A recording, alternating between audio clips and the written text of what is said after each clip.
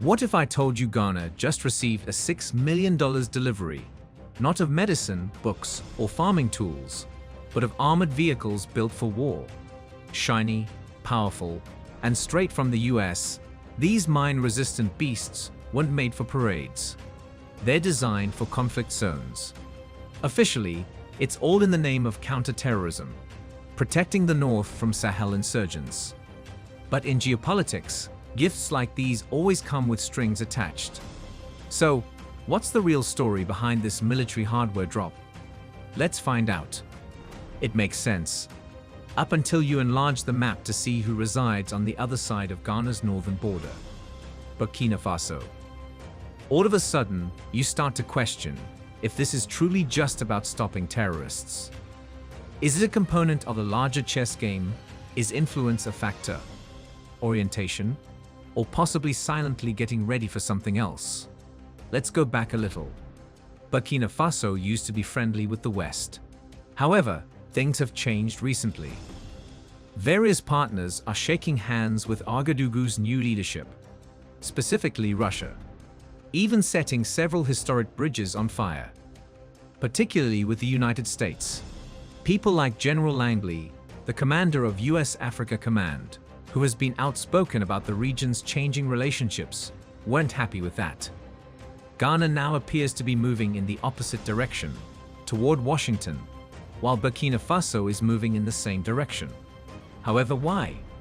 Only a few weeks ago, the United States warned its people about Ghana in a pretty nasty travel recommendation. It raised the alarm about criminal activity, assaults, kidnappings, and even death. A severe tone for a nation that is often regarded as friendly and welcoming. Why the sudden worry then? Some people think that gold holds the key, not crime statistics. Ghana is more than just a pretty nation by the Gulf of Guinea, you see. It is also the leading producer of gold in Africa. We are discussing enormous reserves. Additionally, foreign buyers, Americans, Chinese, and Europeans, have been looking for bargains for years. No, not via the official channels of the government. In isolated villages, many went straight to small-scale miners. These were industrious people with limited choices who could be persuaded to sell their gold soil for a low price. Consider $1,000 for a $12,000 item. That is a significant disparity, and Ghana suffers a great loss. The Ghanaian administration, led by President John Mahama, made the decision to halt the bleeding not long ago. The law was altered by him. It is no longer possible for foreigners to simply walk out and buy gold from anybody. Ghana's official gold board is now required to be involved in all gold transactions. Additionally, that gold is no longer offered for sale in US dollars. Buyers must now utilize the cedis from Ghana. Ghana secured its resources, stopped illegal transactions, and increased the worth of its currency all at once. Not everybody agreed. Not those who had been profiting for years with minimal supervision in particular. Almost as planned, the US travel advisory followed shortly after. Is it a coincidence? Many people in Ghana disagree. Add your voice to the total liberation of Africa by leaving a comment in the comments section below. Do not forget to like and subscribe for more informative videos like this one. Let's proceed. For the oppressed, silence is beneficial. We're back to those armored cars now. Why is the US suddenly giving Ghana advanced military equipment after alerting the world that Ghana is unsafe? This is the unsettling reality. Generosity is frequently just a covert tactic in geopolitics. Ghana's new gold regulations may not sit well with the United States. However, Ghana remains a pivotal figure in West Africa, occupying a pivotal position in the sphere of influence. Ghana's allegiance suddenly becomes much more important as neighboring nations like Mali, Niger, and Burkina Faso turn eastward, away from France and the US, and toward Russia. Access to gold may not be the only benefit of keeping Ghana nearby. It can entail gaining an ally in an area that is eluding conventional control, a strategic collaborator, or a location for regional monitoring. What about Ghana? When the northern border is actually under siege from actual terrorist threats, the gift would refuse millions of dollars in armored support, so they didn't say no. Ghana is not necessarily planning anything nefarious with America, just because it accepted the cars. However, it does create concerns, particularly in light of the fact that other West African countries are completely shunning military links with other countries. The French have been told to leave by nations like Mali and Niger. Burkina Faso is reconsidering its foreign policy in its entirety. Senegal has also begun to take action. However, Ghana and the US are intensifying their defense collaboration. That's clever foresight? Or an entanglement that is dangerous? Depending on who you ask, yes. Some claim that Ghana is playing the long game and that maintaining border calm, arming its forces, and fostering ties with strong countries are all examples of sound diplomacy. Others are concerned that it is giving too much room to foreign influences that simply altered their perception, but never really disappeared after the colonial era. Another question that nobody wants to ask aloud is this one. In exchange, what does the US want? Because in geopolitics, nothing is ever really free. It's not just friendship when America lends you armored vehicles. Access, influence, or leverage are always expected in return, whether explicitly stated or implied. There is typically a cost associated with military installations, financial concessions, or silent obedience when more important issues are at stake. Therefore, even if Ghana's armored cars are currently parked neatly, the actual story is happening underneath. A story about alliances, gold, power, and the unstated cost of steel-wrapped presence. And that's only the beginning. Let's return to that unanswered question. What made Ghana agree to take the US-made armored vehicles? We are aware that the US hasn't exactly been sending Christmas cards to Burkina Faso's government recently, at least according to statements made by people like General Langley. Therefore, the issue is not only one of defense, but also one of direction when Ghana agrees to a group of gleaming, mine-resistant trucks designed to combat terrorists in the north. Is Ghana being drawn into a rival's scheme? Let's dissect this. Let's start with the visuals. It released a public warning several weeks before America dispatched the armored vehicles. Ghana is a risky place to visit. Avoid it. Ghana was portrayed in the message as a violent, crime-ridden country. It was understandable that Ghanaians were offended. America sends in armored vehicles shortly after declaring Ghana unsafe, despite the fact that the nation is frequently hailed as one of Africa's most stable democracies. Here's the twist now. Ghana unwittingly validates the initial message when it accepts that hardware. Consider it. Why take guard dogs from a neighbor who just alerted everyone that your house isn't safe? The world receives a silent signal when the cars are accepted. Perhaps things aren't as secure as we initially believed, and now foreign partners, visitors, and investors may begin to reconsider their plans. Ghana therefore confirmed the warning, whether intentionally or not, with action rather than words. And then there's the pride problem. No nation wants to appear incapable of managing its own affairs.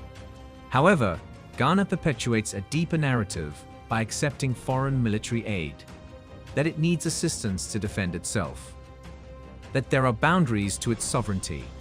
The hand that gives constantly hovers over the one that receives. Let's face it. Those cars were not manufactured in Ghana. Ghana refused to purchase them. They were simply taken by Ghana. The big question is now, why did Ghana not object? Here's the truthful response. You can't simply turn down a superhuman gift without raising suspicions. The situation quickly becomes uncomfortable if you decline an American offer, especially one that is made in public. Saying no can feel like a smack in diplomatic terms. It may indicate animosity, mistrust, or a shift in perspective. Ghana is also against such smoke. Thus, it took the same action as many other nations in that situation. It stated thank you with a smile. Here are several other actions Ghana may have taken. Let us examine Burkina Faso. Burkina Faso indeed. Many people now identify the nation with insurrection, a turn away from the West. The United States continued to provide assistance in 2024, long after Captain Ibrahim Traore had assumed authority. Mobility equipment, motorbikes, and Toyota Land Cruisers, totaling more than $1.6 million. And you know what? Traore also didn't say no. He did, however, say something else. He explained it to his cabinet. Even if someone was formerly your enemy, you can still welcome their assistance as long as you remember who they are. Although he did not specifically mention America, the message was clear. Although the assistance was accepted, a warning was issued. We're aware, we're watching, and we're not for sale, that subtly sent to the globe. Ghana did not act in that manner. Ghana allowed conjecture by silently accepting the car. It appeared to be agreement, according to some. Some claimed that it appeared feeble. The silence was loud either way. Some contend that in order to demonstrate its strength and independence, Ghana ought to have refused. After all, in a blatant display of sovereignty, this is the same Ghana that just requested the repatriation of its gold reserves from the US. Why then give conflicting signals? However, the optics create questions even if Ghana's admission had nothing to do with military reliance. Does this imply that the US and Ghana are conspiring against Burkina Faso in secret? Absolutely not. Ghana is still a peaceful nation, and Mahama, the recently re-elected president, has always spoken in a more pan-Africanist rather than combative manner. The president of Burkina Faso, Traore, was among the first world leaders to greet him when he returned to office. If there is animosity simmering, that doesn't happen. Now contrast that with Nana Akufo-Addo, the former president of Ghana. He was scathing in his remarks on Guinea, Mali, and Burkina Faso. He publicly criticized their use of Wagner forces and their connections to Russia. He strongly advocated for ECOWAS to isolate the northern border as an undemocratic entity, calling it disturbing. Mahama uses a softer, more tactful tone. Nevertheless, there are trends worth observing in the timing of these military gifts. Ghana has received more than simply equipment from the US. Some went to Ivory Coast. Benin did the same. What is the commonality among them all? Around Burkina Faso, they sit. It might feel like a peaceful encirclement, cordial handshakes, and defensive partnerships if you were to think of it as a map game. However, some people are uneasy about being close to a nation like Burkina Faso, which is currently taking a very different geopolitical path. Is it merely assistance for excellent neighbors, or a gradual strengthening of power surrounding a state that is not cooperating? We are unable to say for sure. It could just be the same old diplomacy. It could also be a tactic. In any case, one thing is obvious. In international politics, presents are never simply gifts. They are assessments. They're signals. They are wagers. Furthermore, a nation's reaction, whether it accepts, rejects, or remarks, can provide far more information than the actual present. Another discussion is brewing over the continent while Ghanaian soldiers are occupied with training to operate their new mine-resistant vehicles, 14 of which were given to them by the United States. The Namibian Parliament's chambers, not a war room or diplomatic building. There was only one question at first. Why is it that Burkina Faso, under the leadership of a young soldier without democracy, appears to be advancing quickly while we are finding it difficult to make progress with all the resources at our disposal? The room went silent when a Namibian MP took the microphone. He said Ibrahim Traore was now a hero. In addition to becoming a global icon, he is doing two things correctly.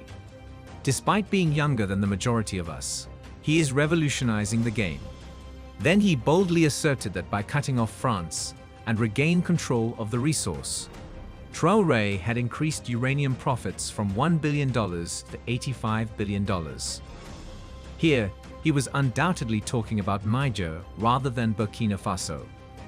Uranium is not mined in Burkina Faso. It's Niger. However, minerals were not the main topic of the speech. It had to do with leadership. The Member of Parliament was hinting at something more profound, that a young African under sanctions and wearing a uniform had somehow done something that many elected leaders had not. He had put words into action. "We have uranium too," he added. "We're not sure if we're receiving a fair price though. We're scared to challenge the agreements." In the meantime, a soldier in his 30s is establishing industries, constructing factories, and utilizing the resources of his nation for the benefit of his people. Why don't we follow suit? Then the actual bombshell was dropped. He asserted that democracy is not inherently African. It wasn't an opposition to freedom or elections. It was an honest admission. Democracy had devolved into a deadlock in many African countries. Red tape that never ends, endless arguments. Party politics stifle good ideas. Leaders who wish to create are obstructed because they are on the opposite side of the aisle, not because their ideas are flawed. One party offers free housing for widows or food for orphans, and the other party shuts it down. This is how a true democracy works. They're not the ones putting it forth, not because they disagree. And so nothing's accomplished. Therefore, when someone like Traore decides to create a road, it is built. Just execution, no committees, no debates. Start growing tomatoes, he advises, and the equipment will come. Intention comes before action, not the other way around. The Namibian MP was impressed by that. Decisiveness, not despotism. Let's now travel south to Botswana, which is frequently commended for its long-standing stability and peaceful democracy. In the conventional sense, it has never been colonized. In actuality, Botswana turned to Britain for protection rather than conquest under the harsh German administration of neighboring Namibia. The British at the time stated, "Sure, we'll keep you safe, but there's not much here for us." Here's the story twist though. Something Botswana would learn years later would alter its destiny. Diamonds. It is currently the world's second largest diamond producer. Among the largest diamonds ever found, located in Botswana. Even Botswana's new president is feeling the strain, even though his country is a model democracy. He recently made an open comparison between himself and leaders such as Ibrahim Traore and Paul Kagame. When Traore has a dream, he states it in the morning, and by the evening, it has become policy, he said. Instant action takes place. Me? When I say something, people stare at me as if I'm insane. Autocracy was not being praised by him. He was complaining about how difficult it is to run a system that operates so slowly. And this is starting to happen frequently. More and more African leaders are beginning to doubt if democracy, as it is now practiced, is truly beneficial to their countries. It's because bureaucracy is impeding progress, not because they don't appreciate freedom. Can we still provide healthcare, construct roads, and make prudent use of our resources while adhering to a set of rules that were never intended for us? This is where the irony lies. Many of these democratic countries have abundant natural resources: copper, lithium, gold, and uranium. They are still impoverished though. Why? Due to the hazy transactions, brittle systems, and protracted decision-making. The money leaves through the back doors as they debate legislation. In the meantime, someone like Traore, although not being elected, plugs the gaps, constructs the plants, and regains power. Regardless of your opinion of his approaches, the outcomes are forcing other leaders to pay attention. The difficulty of making rapid progress is still present, even in Botswana, where democracy is deeply ingrained and women are valued in positions of leadership. It's a lovely nation with lovely citizens. Botswana offers tranquility, diamonds, and history. Leaders still experience the sluggishness of the process though. Did you know that Bechuanaland was the previous name for Botswana? Let's return to the larger picture. The United States has donated $6 million worth of armored vehicles to Ghana.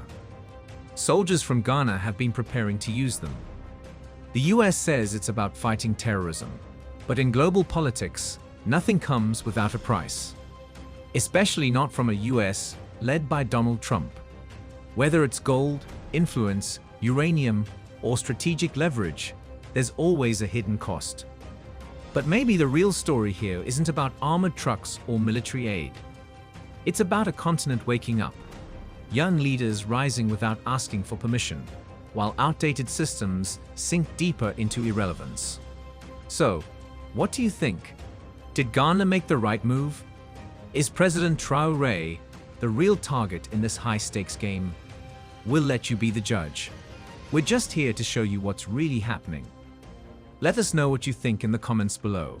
And don't forget to like, share, and subscribe for more insightful content like this.